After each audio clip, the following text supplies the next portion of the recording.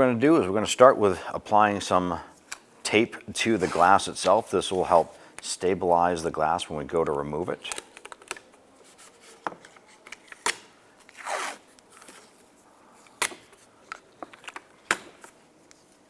Now what we're going to do is we're going to go ahead and push the glass in.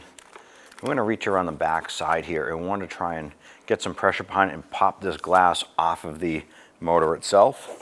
I might be able to go ahead and use a trim tool remover here if you want to. We're going to get behind here and gently pull out, popping the glass off of the motor itself. If you don't have the trim tool, you can go ahead and just put your fingers behind here and gently pull away.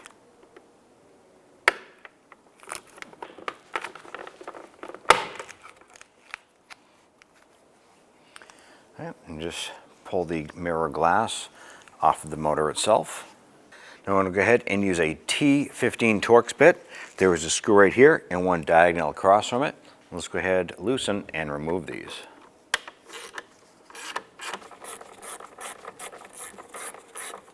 Once we get this bottom one out here, there'll be 1/3 one right up top. So this unit only has 3 Torx bit screws holding it in place. Go ahead and pull the unit forward. I'm going to go ahead and disconnect the connector off of the back of the motor unit itself. We're going to use a small pointy pick to get in here. There's a little connector tab right on one side. Just pop that out. Do the one on the opposite side.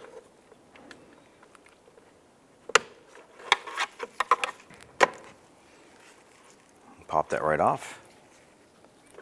Line this up. Just going to reach around the back side, finger on each side of it. Line this up, and then we'll just pull it right on.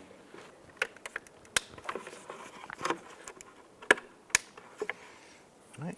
With that connector snapped on, let's go ahead and reinstall our 3 Torx bit screws.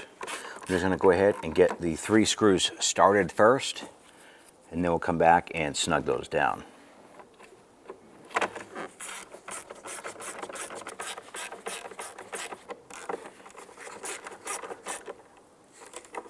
Once you feel the screws start to snug up just a hair bit more, and you're all set. Now let's go ahead and line our mirror motor ring up with the inside ring of the mirror glass. We're going to put our palm right in the center of the glass and push in.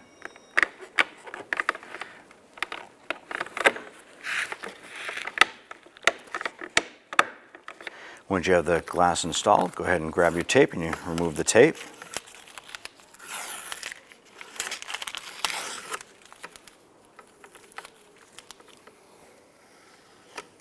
Now you can get into the vehicle and adjust your mirror accordingly.